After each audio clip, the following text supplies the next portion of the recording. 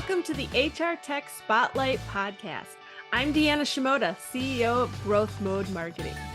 The HR technology market is crowded, and we know it can be hard to find the best software solutions for your business in the sea of sameness. On this podcast, we shine a spotlight on some of the best up-and-coming technology options out there. Check it out if you are interested in learning about new innovative solutions available in the market. And if you are with an HR tech company and interested in being considered for a guest spot, stay tuned for details at the end of the show. Hello, thanks for joining me to listen in to this episode of the HR Tech Spotlight.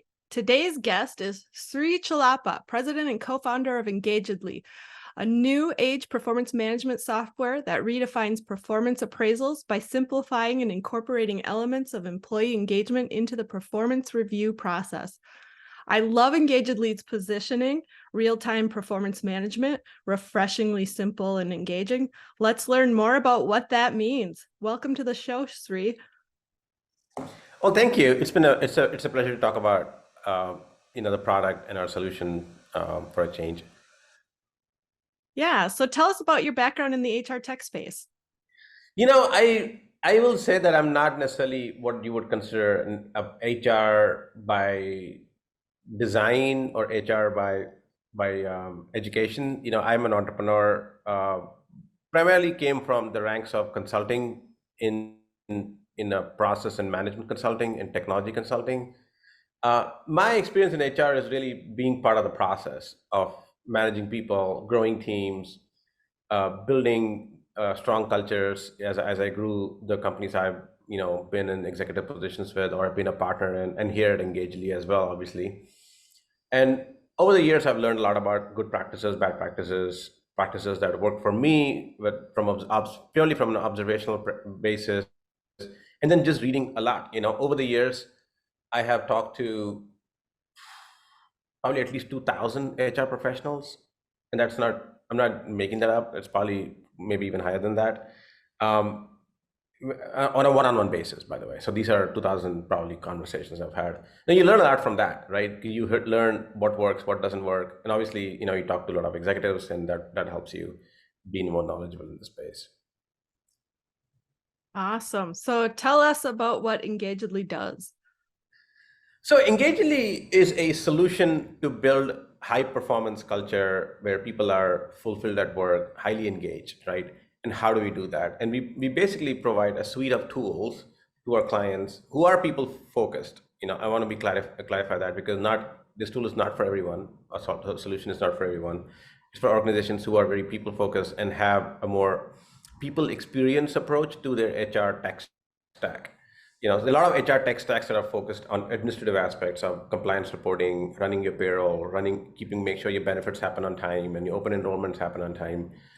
We are a stack that's focused more on how do I actively engage our employees and our people, make them feel that they belong and they are working towards a purpose, and we are growing their careers at work so that we can get the best out of them and they get the best out of us. So before we hit record, you were telling me that there are 3 pillars of your product. Let's talk about that and why it's important. Yeah, so if you look at the people experience part of the equation in HR tech, the things that make it very interesting and important is their entire experience on how do you manage performance, right? So we have a suite of products or tools for that, including performance management, check-ins, goal setting, goal alignment, OKRs, 360, things of this nature. The second aspect of people experience is, if you look at some of the surveys, there was a Pew Research survey that came out after the Great Resignation, so that happened, back in 2021, I think. And it said the number 2 reason over there in that list was people didn't feel like they were going anywhere in their organization. They were not getting career path and growth. So our second suite is focusing on that. It's focusing on building strong careers, developing people, with learning management, mentoring, coaching, providing them with career paths and development goals. And the third suite of product is focusing really on building highly engaged teams, right? And how do you do that? You really need to build a sense of camaraderie at workplace. So we have social tools for that. building a strong value-based culture. So we have gamification and badges and recognition and rewards for that. And obviously, you want to get a pulse of the organization at whole, and that's essentially where we have some listening tools, engagement survey, pulse surveys, things of this nature that help out. So when you connect the dots across the ecosystem, employee experience is not one thing you can do. Every touch point you have with an employee builds upon that experience. And we want to focus on the things that really directly impacts what people at workplace care about, which is making sure that the performance matters and they know what they're supposed to do. They have a sense of purpose and they have a sense of belonging, and that drives engagement at workplace. So I know you're a co-founder of Engagedly. Tell us the story behind that. How did the company come to be? Why did you decide to start it? Yeah, so it's a really good question. I answer that a lot, and I keep thinking about what clicked for me to do this. At heart, I think I'm a very people person, or at least I like to think so. And I could have gone down, and I'm just gonna digress for a minute, but I had a path to getting a PhD in engineering, in biomedical, and other engineering type field. And the reason I didn't pursue that path, even though I actually had a fellowship to get that, is I didn't want to be in a research lab, heads down, doing lab work or test or doing computer work or whatever that line of work would have been at that point. I wanted to be interacting with people. And that led me to take a career in consulting, where I worked with EY and Capgemini for 9 years. And then I did a startup consulting services, which we grew from like 50 people when I started as a growth person to over 2,000 people by the time I left. And that was a great experience, growing, building that culture within a short amount of time. That was phenomenally enriching for me. So to me, those things led me to believe that, we probably need to pay more attention to people than organizations do, because in these experiences as a consultant, I work with a lot of companies, right? Because my consulting jobs, one way or the other, we're working with my clients who are bigger Fortune 1000 companies, as well as some mid-sized and smaller companies as well. And over the course of working with hundreds of companies in one capacity or the other, I learned that, not every place is a great place to work. And it could be. It's not about money. It's not about resources. It's really about paying attention and being focused about it. So when I left my last startup that I did, eMITS Technologies, which was a healthcare tech services startup, I had an opportunity to work with another entrepreneur who had an idea to start an employee engagement platform, and it sounded very interesting at that time, because this is going back about 8 years ago, when employee engagement was just becoming a buzzword, but really people didn't know how to really drive that forward. And I found that fascinating, and I found that something that I would be interested in doing. So that's basically how the journey started. Hence the name Engagedly as well. And it looks like Engagedly has garnered some top recognition. I saw on your website that you've got a lot of G2 awards, such as Most Implementable, Best Results for Enterprise, Momentum Leader, and Leader. Tell us a little bit about that.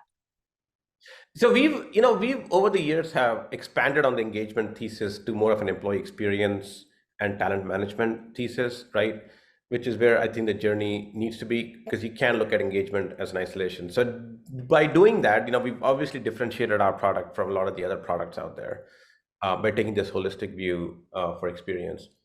Along the way, we won multiple awards. I think we've won like 20 different awards or more at this point. We won like 8 or 9 different Brandon Hall awards, which is really focused on HR tech services company, and it's a global award. We won 2 or 3 golds on that, and they only give 1 gold out, by the way. So it's not like everybody can be gold. They only give 1 gold out. We won 3 golds, and that's against international competition. So that includes companies like SAP, Workday, Oracle, and other hundreds of companies in our space, obviously. So that's obviously very affirming our place as somebody that is doing something right.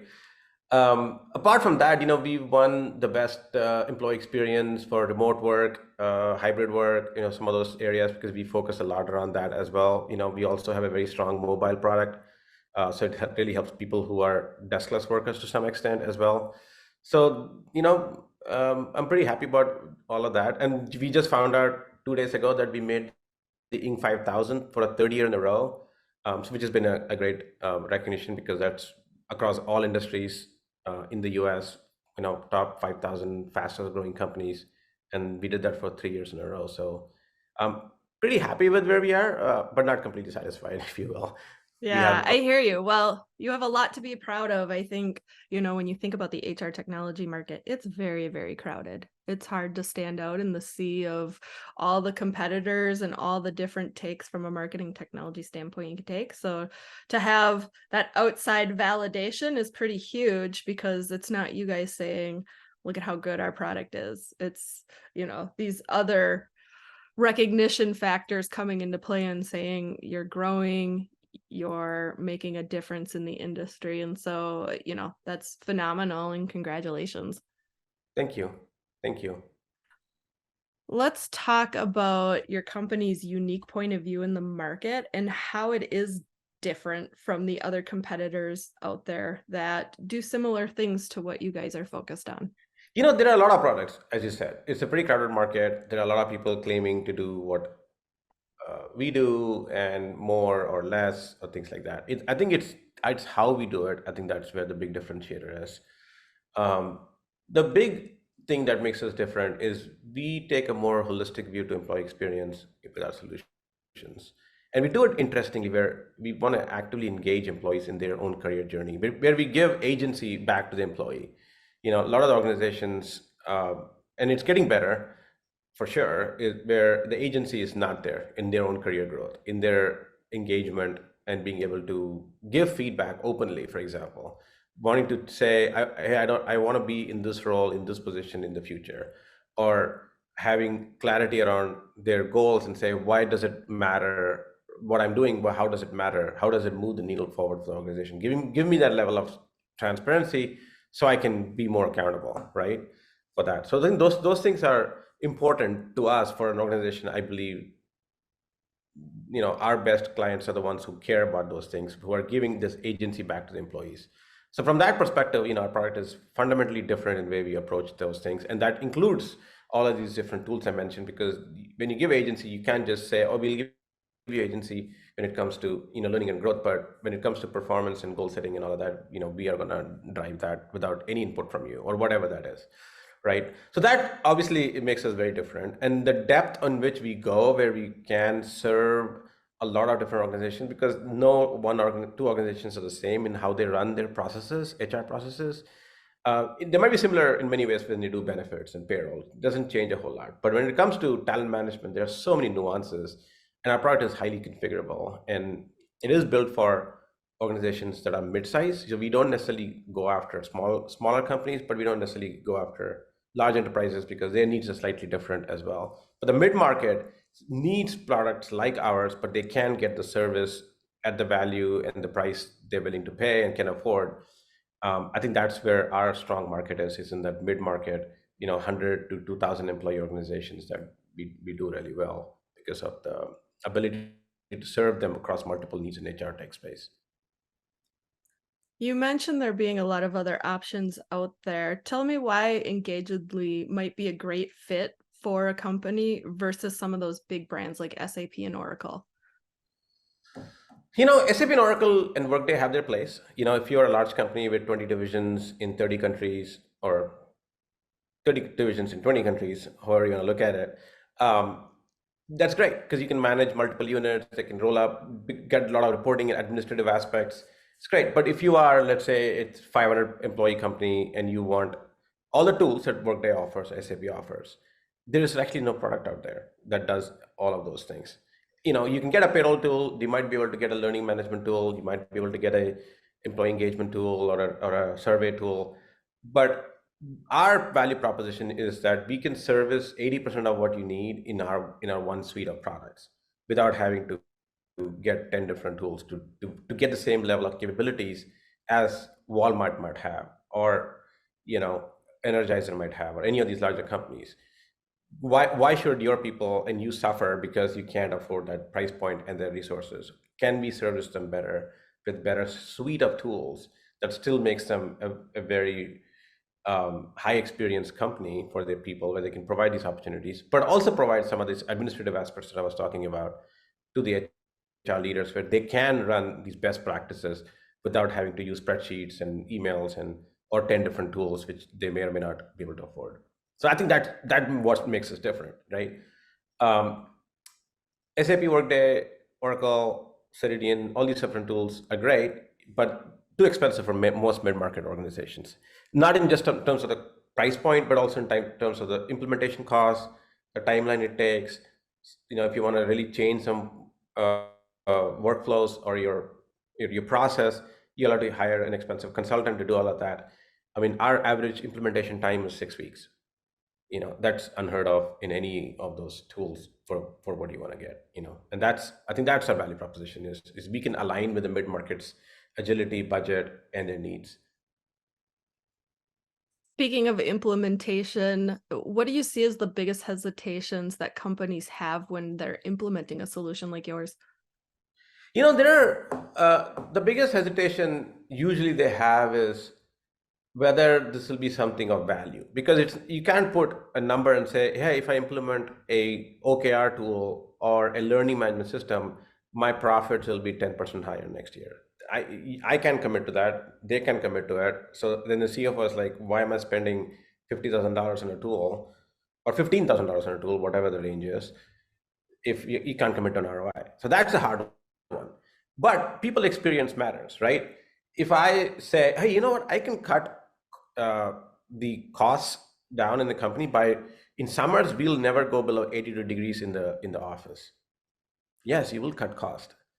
Yes, and your people will be unhappy. And yes, they don't want to come to work. And yes, the productivity will go down, but I can't prove it. I can't prove a number and say by going to 82%, I will actually lose X dollars. You can't do it. It's the same thing. So it's, why do you want to put paintings or color the walls certain way, have certain things in your conference rooms that make it more welcoming for people at work? It's in similar ways, you're really driving better employee experience when you are giving a learning and development promise to an employee. Your retention is higher. There is a value to that, but it won't show that in the next 3 months. It'll show up in 6 months and 9 months and 12 months or later. And I think that's the hardest part for HR leaders to justify. And HR leaders by design are not mathematicians or financial analysts. They are more people, which is why they went into that field. If they were more math people, they would have been in engineering or finance or accounting or something else, right? And I think that's the problem. They can't make a strong enough case sometimes to say that, hey, we need to focus not on how we are cutting costs, but also how is it affecting the people experience, and there's a number to that at the end of the day. And I think that's the biggest hesitation when people spend money for people tools.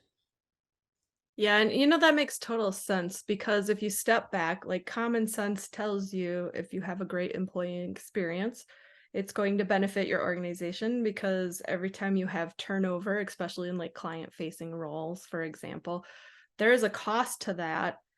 It's not always easy to measure that or see that, but the reality is, I think a lot of HR buyers will look at it and be like, well, I'd like to have that someday, but right now I've got to put out a fire over here, over here, over here. So right now it's a nice to have. And the reality is, sometimes by the time you realize you need a tool like Engagedly, it's because you're already dealing with the backlash of not having a culture where your employees are excited and happy to be there and you have major turnover.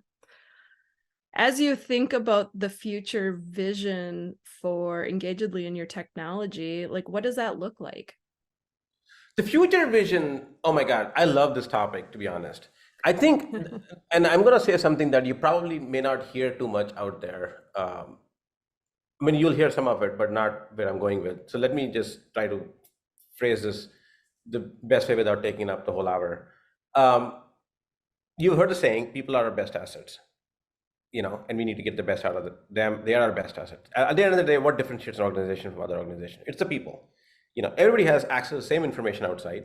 Everything's on YouTube. You can get the same, everybody access the same set of suppliers or whatever you want to call that. What differentiates is your managers, your layers below that, your individual performers, and the whole team, how it works together, right? My future vision is simply this, and I'll give you an analogy right now. If you are Walmart or an Amazon or Home Depot or any manufacturing, retail, or any type of organization like that, where each box of your screw head or your coffee maker or whatever widget you're selling is, in which bin, in which store, in which location, zip code, all of that, right? And if you went to the Atlanta store in this certain zip code, what they have on inventory, because those are your assets as a Home Depot to some extent, right? If you ask the same question to a people leader and say, what skills do you have in your Boston office, in the marketing department there? They might be able to give you an answer, they may not. And whatever they're telling you is probably a best guess based on what they've gleaned for some calls they've had with their managers and other people. So what I'm saying is, if you really break it down into granularity, we are not unidimensional human beings where, let's say if you are a graphic designer in marketing department, your skill is graphic designer. No, your role is graphic designer. Your skills might be other things. You could be a writer. You could also be a photographer. You could also be good at social media. You could be good at music. You could be good at maybe Excel and PowerPoint that maybe you never get to express, and host of other things. 15 other things you could have been good at, right? I don't know that. I only know that you're a graphic designer, so I'm assuming you're good at Adobe Photoshop and Figma and some Canva and some other tools like that. So I don't really know my asset. I don't really know the true variables of the asset. And I think the future is really knowing that. So where you get the maximum, and I call this talent optimization, essentially, is where you get the maximum optimization of your talent pool is when you understand the true nature of the assets that you have in each of those locations, each of that individual humans that you have, which you call assets in your organization. And you also know what their aspirations are, right? Which is also something organizations don't really know, because most people don't feel comfortable talking about it. They're like, I really hate my job, but I'm going to keep doing it. Or I'm fine, but I've hit my limit. I want to go somewhere else. I want to do something new. You don't always know that. And even if you know that, a lot of managers are really good at building their, hoarding talent and not letting them go because they're the best talent. I'm not going to let them be shared across organization, because what if they leave, my team, and then I'll be screwed, right? So I think when you break that barrier and really provide a level of transparency, both sides, is when you get the maximum talent optimization. That's when you can truly grow your people. You can retain them longer. You actually get more out of your teams without always having to hire from outside, because there's hidden talent out there that you could leverage and put in new positions that you're opening. And you have a better idea of what their goals and aspirations are and how it aligns with your organization goals. And I think with AI and the tools we are building, and having psychological safety at workplace, which is cultural aspects, which our tool cannot necessarily solve, that they have to solve it. If you get a nice marriage of all of that, where tools and humans really work together, I think that's the future of talent management. And I think that's the future we are shooting for as Engagedly. Sorry for So the you long mentioned discourse. Oh no, it's great. And you mentioned AI. I noticed on your website that you have an AI element to Engagedly. I think her name is Marissa, if I'm correct. Yes. Tell us a little bit about that. Well, Marissa is very helpful if you really I am actually fascinated with her. She can solve a lot of problems. For example, we've created like over a dozen use cases with Marissa AI. I'll give you a couple of good examples here. One is, let's say you get multiple, one of the tools we have is 360, where you get feedback on yourself from multiple people, and we anonymize it. So, or you don't have to, but one of the options is you can anonymize it, so you don't really know Sam said this and Susie said this, right? And so you get all the data. Marissa can actually take all that data, summarize it, and present it to you as a summary so that you don't actually know individual responses. You can actually get a summary of all the responses. And then it can break it down into different sections. Now, where Marissa is going from that is that it can then say, "Hey, based on this, here are some things you should develop upon based on the feedback. Maybe you should be a better listener, or maybe you should plan better, maybe you should communicate more, maybe you should be more responsive in your emails, or whatever the feedback might be, right? Or here are things you're doing well. It's good too, right? So those are the things, Marissa, can tell you without disclosing these Sam and Susies of the world saying that. That's a good example. Another great example we've solved for is really is taking HR out of the transactional game. So Marissa can, if you upload all your HR policies in our platform, Marissa can read that and answer questions for you. So if you ask, what is the paternity policy in my company? It'll tell you the answer for that. You just ask, what is the paternity policy in our company? And it'll answer the question. The paternity policy is 10 days of leave where you get paid, or whatever the paternity policy is, or whatever policies you have, vacation policy, per diem, travel, all of that. So those are some of the big use cases we've solved, make life easier for HR. So that, and then improves the employee experience, right? Because you don't have to wait on an HR to respond, because HR has other roles and other things they are busy with. So yeah, that's a couple of examples. So I'm very fond of Marissa at this point.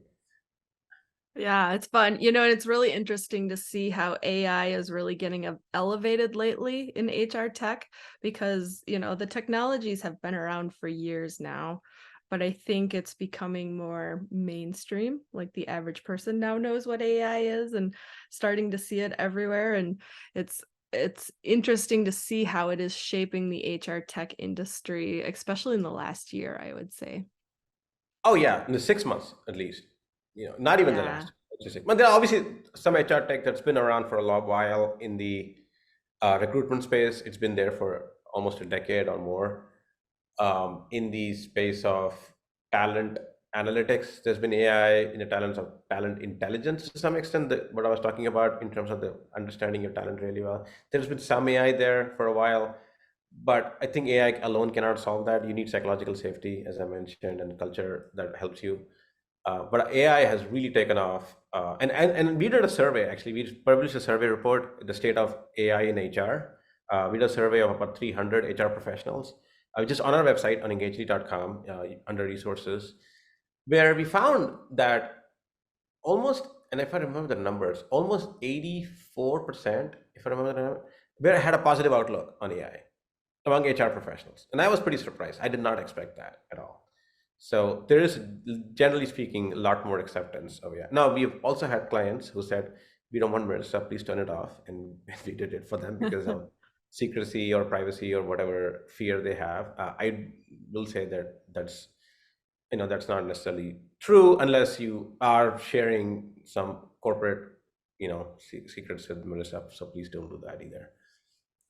Yeah, and I've heard from some different companies that are using AI that sometimes the feedback from the market, these HR leaders and their employees, when they push back on it, it's because they're like, well, I can do that. There's this little bit of fear factor, like you're going to take my job, and I think no matter what industry you're in, I'm in marketing, and I hear rumblings from that when it's like, hey, let's figure out how to use AI to help, streamline some processes. The graphic designer is like, no, you're just trying to take my job. And it's like, no, we're trying to help you be more efficient so that it doesn't take as long to do certain tasks, so we can manage. Yeah, I mean, some of these things that I use AI personally for, we do, obviously we do press releases for when we win awards or when we sign a big partnership or we make a big product release. In the big press release we did where we announced Marissa AI back in February or something was written by AI. That's I love it. it makes sense, right? An AI press release about AI needs to be written by AI. So yeah. Yeah, it's fun to see everything that's kind of coming out of that, we're living in the world of the Jetsons, right? Yeah. Well, all right. Almost there. Yeah, Sri, as we wrap this up, what final thoughts do you want to leave our audience with?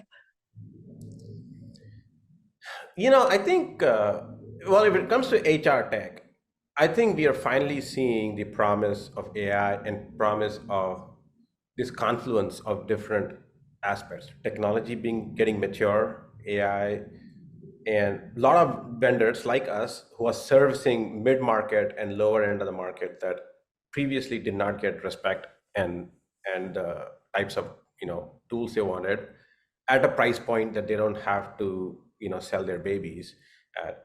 And the second thing, which is confluence of that, and the fact that people are becoming more aware that they need to start treating their employees and people as humans, and it's not a numbers on a spreadsheet. There's a lot more emphasis on people experience, retention, psychological safety, DEIB, all those aspects, which are important because they realize there's real value to the bottom line to the organization when they do those things. So it's a golden time to be in for companies like us, because we can provide those solutions and people recognize the value for that. Excellent. Where can listeners go to learn more about Engagedly? At engagedly.com, engagedly.com. There's everything you want to learn about our product is there. I also host a podcast where we talk about exactly these people aspects, called People Strategy Leaders podcast, and you can listen to those episodes where we have some insightful discussions around the new way of running people practice. Excellent. Sri, thanks so much for being a guest on the HR Tech Spotlight. To our listeners, be sure to check out Engagedly's website as well as Sri's podcast, The People Strategy Leaders, and tune in next time to learn more about innovative HR technology companies and the stories behind them.